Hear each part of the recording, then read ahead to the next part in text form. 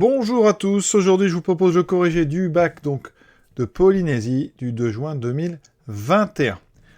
Alors, pour tous ceux qui se préparent au bac 2022, il faut juste savoir qu'il y a un petit changement, c'est que les équations différentielles ne figurent plus au programme du bac. Ça figure au programme, mais ça ne peut pas être évalué lors du bac. Donc la partie 2, c'est quelque chose qui ne pourra pas tomber donc en 2022. Par contre, partie 1, partie 3, c'est des choses vraiment importantes à travailler.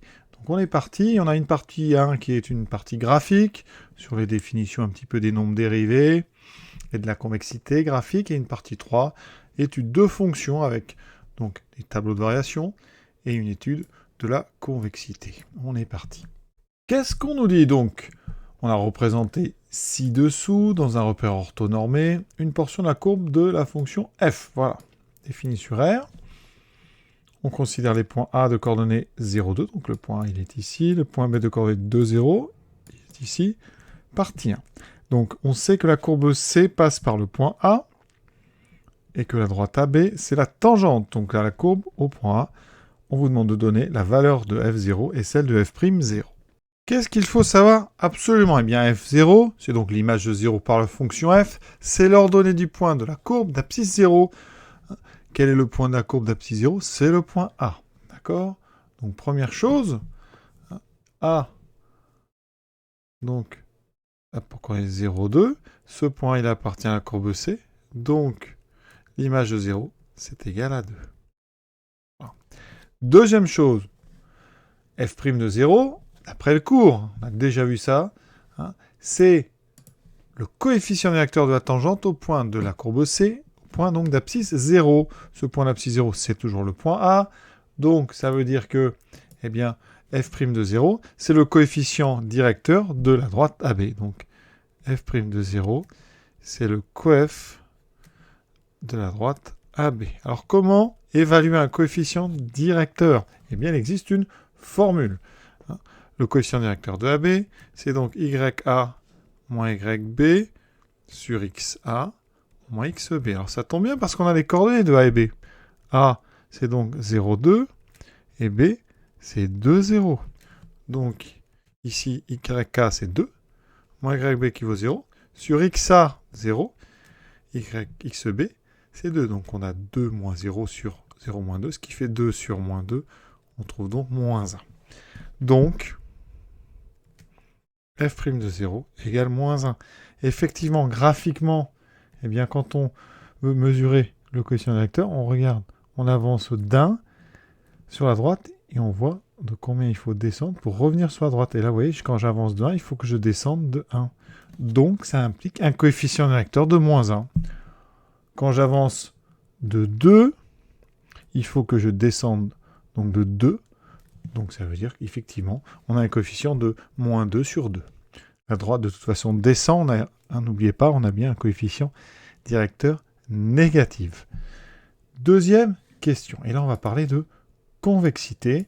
Donner un intervalle sur lequel la fonction semble convexe. Alors, pourquoi semble? Parce que graphiquement, on ne peut rien démontrer. On pourrait avoir l'impression qu'elle est convexe et en faisant un zoom, on verrait des endroits où elle ne l'est pas. Donc, c'est vraiment, graphiquement, qu'est-ce qu'on peut voir? Donc, ça reste une conjecture. Donc, qu'est-ce que c'est qu'une fonction convexe?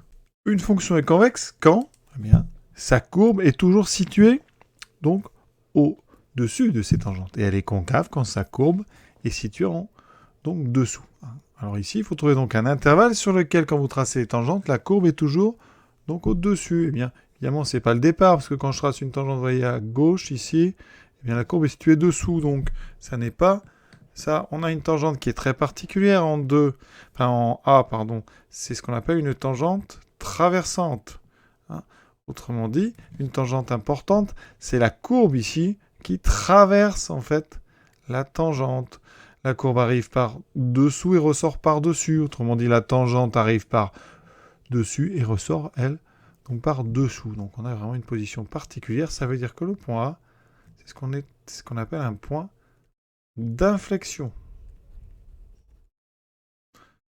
Avant, vous avez une forme, vous voyez, comme ceci, une sorte de parabole inversée. Donc on a une zone ici où la fonction serait concave. La courbe est donc en dessous de ces tangentes. Et on va ressortir après le point A sur une zone convexe. Donc, intervalle sur lequel la fonction semble convexe, on peut répondre n'importe quel intervalle situé entre 0 ici et 3, un petit peu plus que 3. Donc, on ne vous demande pas le plus grand possible, donc vous répondez. Donc ici, réponse possible, vous pouvez répondre donc à l'intervalle, alors 0, 3. Vous pouvez répondre aussi 0,2, il est un peu plus petit, mais voilà, et vous pouvez répondre aussi 0,1. Tout ça, ce sont des réponses acceptables. Il faut de toute façon donner un intervalle qui est inclus dans 0, 3 et quelques. Voilà. Comme on ne sait pas vraiment, on va s'arrêter à 3. Et après, eh bien, on va redémontrer tout ça dans la partie 3. On attaque maintenant la deuxième partie. Alors, je vous l'ai dit, on est sur le chapitre des équations différentielles. Alors, ici, on vous donne une équation différentielle, donc y' égale moins y plus exponentielle moins x. On admet que la fonction g ici est solution particulière. Je vais quand même le démontrer parce qu'on a le temps. Donc, qu'est-ce que ça veut dire que g est solution? G est solution de l'équation E, ça veut dire que si je remplace y par g, ça va marcher. Donc ici, ça veut dire que eh bien, g', c'est moins g plus exponentielle moins x. Autrement dit, rédigé un petit peu plus rigoureusement, ça veut dire que pour tout x, donc quel que soit x, donc réel, g' de x est égal à moins g de x plus exponentielle moins x. Donc comment faire pour vérifier ça? Eh bien, on calcule tout simplement g'. Alors, g de x, c'est x e de moins x. Vous savez dériver ça normalement très bien. C'est la dérivation ici d'un produit. Donc ici, eh bien, on va faire u fois v. U fois v, c'est u', v plus u, v'. Donc ça me donne ici la dérivée de x, c'est 1 fois v exponentielle moins x, plus x, c'est u, fois la dérivée d'exponentielle moins x, qui est moins exponentielle moins x. Et vous voyez qu'ici, ça me donne donc... Alors, je vais commencer par le deuxième terme, moins x, e de moins x, plus ici, exponentielle moins x. Et là, qu'est-ce qu'on reconnaît? Eh bien, moins x, e de moins x, c'est moins g de x, plus e de moins x. Donc, effectivement, on a bien g' qui vaut moins g de x plus exponentielle moins x, quel que soit x. Donc, effectivement, on peut admettre que g est une solution particulière de E. Première question, donnez toutes les solutions sur R de l'équation, donc H. Alors H, c'est pour homogène. Homogène, c'est l'équation donc différentielle associée à celle-ci, dans laquelle on a enlevé ici exponentielle moins x. On garde que le y' et le y. Alors là, c'est un cours. On sait dans le cours, je vais vous le rappeler rapidement, que les solutions de y' égale à y, ce sont toutes les fonctions donc, qui à x associent exponentielle de ax. Sans oublier ici devant, je l'ai oublié, un coefficient constant. Donc c exponentielle de x avec le nombre c appartenant à R. Donc ici, directement, les solutions de h, je vais écrire ça comme ceci, ce sont donc, alors ici a vaut moins 1, d'accord? Ce sont toutes les fonctions qui x associent.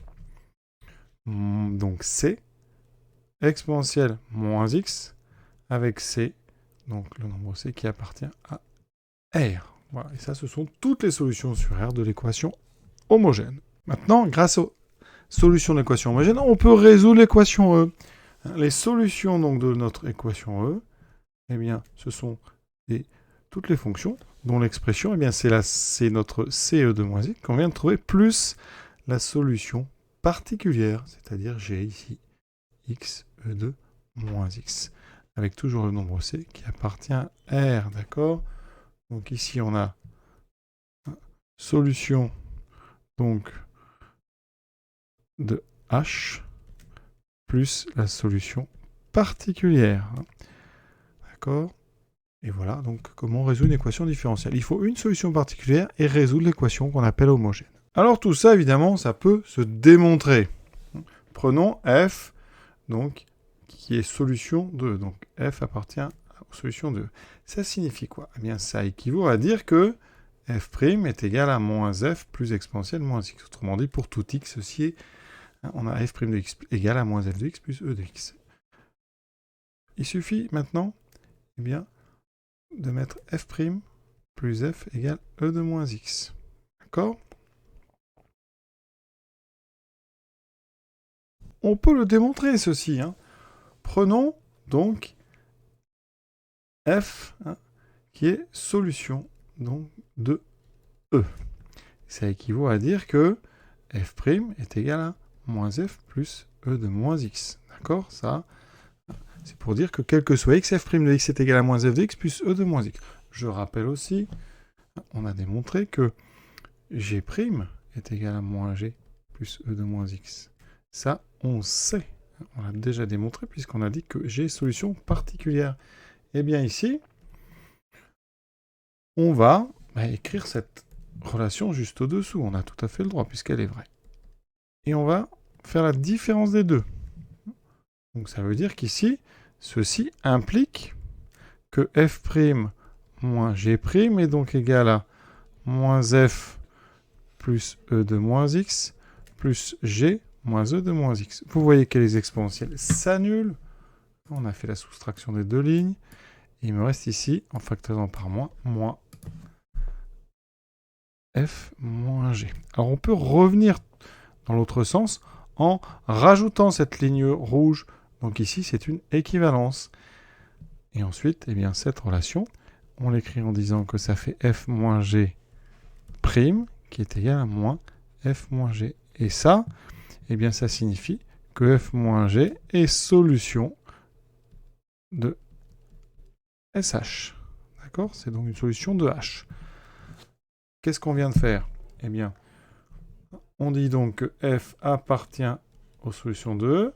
Si et seulement si f moins g appartient donc à S de H. Qu'est-ce qu'on fait de ça? Eh bien, ça veut dire tout simplement que, eh bien, pour tout x appartenant à R, eh bien, f de x moins g de x s'écrit comme une solution de H, donc peut s'écrire c exponentielle moins x, c appartenant à R. Et en mettant g à droite, vous venez de montrer que pour tout x appartenant à R, f de x s'écrit donc ce de moins x plus g de x. C'est appartenant à R. Voilà pourquoi on a dans notre solution les solutions de l'équation homogène plus sa solution particulière. Troisième question. Maintenant, on sait que f est la solution particulière de E qui vérifie f de 0 égale 2. Donc, on sait f est solution donc de E. Donc, il existe C appartenant à R tel que f de x s'écrit comme une solution de E, c'est-à-dire ce de moins x plus x e de moins x. Et ça, donc, pour tout x appartenant à R. Maintenant, on sait que f de 0 est égal à 2, donc on va remplacer x par 0 dans l'expression de f. Ça veut dire que donc c exponentielle moins 0 plus 0 exponentielle moins 0 est égal à 2. Alors 0 ici, ça va annuler. Exponentielle de moins 0, ça fait exponentielle de 0, ça vaut 1, ça fait c est égal à 2. Donc, pour tout x appartenant à R, f de x, c'est donc 2 fois exponentielle moins x plus x exponentielle moins x. On peut factoriser si on veut par exponentielle moins x, et on va trouver, je vais l'écrire en haut, donc pour tout x appartenant à R, f de x, c'est donc x plus 2 exponentielle moins x. Rapidement, on peut vérifier ça sur GeoGebra. Donc je vais tracer x plus 2 exponentielle moins x. Voilà, et vous voyez qu'effectivement, on va tracer la tangente. Hein. Vous tapez donc tangente. Tangente au point d'abscisse 0 à la courbe f. Et voilà. Hein. Et vous voyez donc, on retrouve effectivement la courbe dont on a un extrait dans le sujet. On attaque la partie 3. Déjà, on est rassuré parce que vous voyez qu'on nous propose f de x égale x plus 2 fois exponentielle moins x. C'est ce qu'on avait trouvé. Première question, on dérive. Alors, expliquer, mais ça, vous savez normalement très bien dériver. On va dériver un produit. D'accord? Donc ici, formule, je la rappelle, je l'ai déjà donné tout à l'heure. Hein. Dérivé d'un produit u'v plus u v'. Ici, on va le faire directement. F', donc u, ça sera donc x plus 2. Enfin, u de x égale x plus 2. V de x, c'est exponentielle moins x. Pour dériver exponentielle moins x, je rappelle quand même la formule. Exponentielle Donc d'un u quand on dérive, c'est u' de u. Donc si je dérive exponentielle moins x, j'ai un moins qui va sortir devant. Donc ça va me faire u'. Donc dérivée de x plus 2, ça fait 1. Exponentielle moins x. Plus donc u, c'est-à-dire x plus 2, multiplié par la dérivée de exponentielle moins x, moins e de moins x. Alors, ici, on peut factoriser par exponentielle moins x. Ça me donne donc 1 plus x plus 2 fois, donc attention, il y a un moins ici, ça fait moins 1. Donc je vais mettre la parenthèse d'abord, 1. Alors, je développe. X fois moins 1, moins x. 2 fois moins 1, moins 2. Je mets exponentielle après, et il me reste quoi donc? Moins x, alors, on va l'écrire. 1 moins 2 moins 1, exponentielle moins x. Alors ça tombe bien parce que c'est ce qu'on devait démontrer. Donc ici, on met CQ, F, D. Et on peut continuer. Question B, étudier le signe de F'.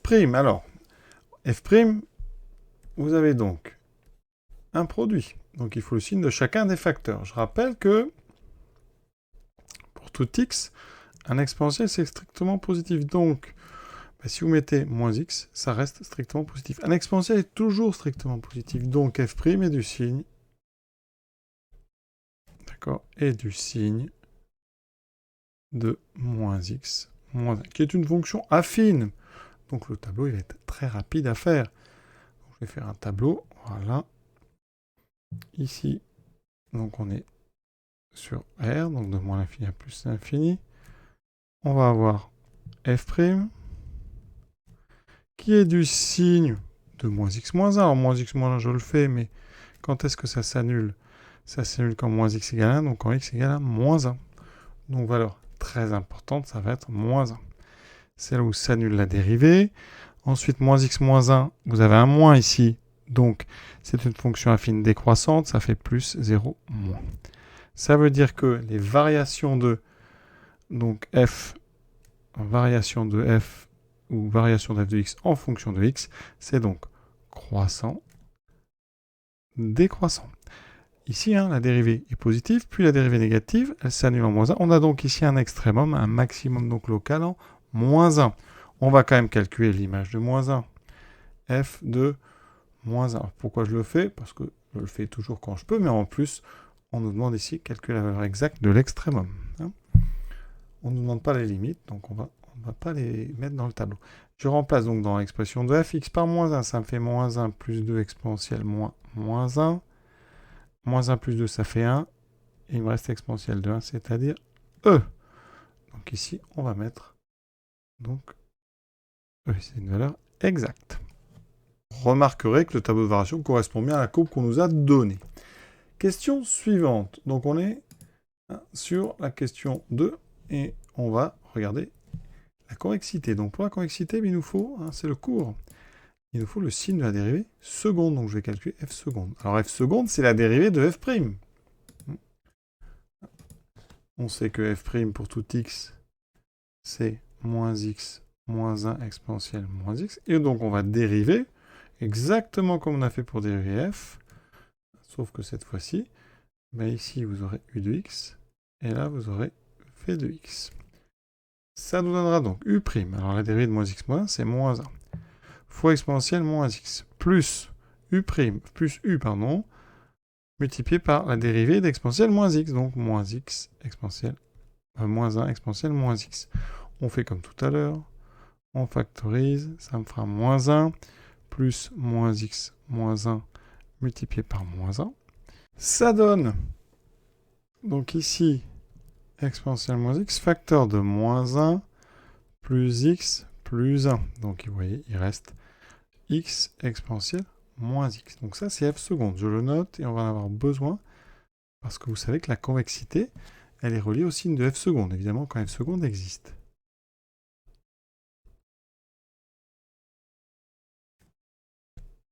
Dernière question, peut-on affirmer que f est convexe sur intervalle 0 plus l'infini? Alors, il nous faut le signe de f seconde. Je rappelle que pour tout x, exponentielle moins x est strictement positif. Donc, f seconde de x est du signe de cette fois-ci x, le facteur de devant. On fait donc très vite déduire. On sait que donc pour tout x, supérieur ou égal à 0. F seconde est donc supérieur ou égal à 0. Et ça implique donc F est convexe. Sur, donc, ici, x positif, c'est-à-dire sur 0, plus l'infini. Donc, effectivement, oui, on peut l'affirmer. F va être convexe sur 0 plus l'infini et concave sur moins l'infini, 0. On regarde ça sur GeoGebra, donc je vais vous tracer les tangentes. Donc, je prends un curseur ici. Je trace ensuite les tangentes au point d'abscisse, donc petit a, c'est mon curseur, voilà. Je vais les changer de couleur. Donc ici, on va pas mettre ça, et donc propriété couleur, je vais les mettre en bleu. Voilà. Ici, vous voyez, je vais bouger donc les tangentes, vous voyez, au fur et à mesure. Voilà. Alors, quand on est avant 0, mais regardez bien les tangentes. Avant 0, la courbe est toujours en dessous des tangentes. Et les pentes de ces tangentes, elles diminuent. F' est décroissante. Dès qu'on arrive sur cette fameuse tangente intéressante, eh bien, on est sur le point d'inflexion qui est en A. Et dès qu'on dépasse ce point, eh bien, on a des pentes qui augmentent, vous voyez. La droite se relève progressivement. On est donc sur une zone convexe. La courbe est au-dessus des tangentes. Voilà, l'exercice est terminé. Je vous souhaite une bonne fin de journée à tous et à bientôt.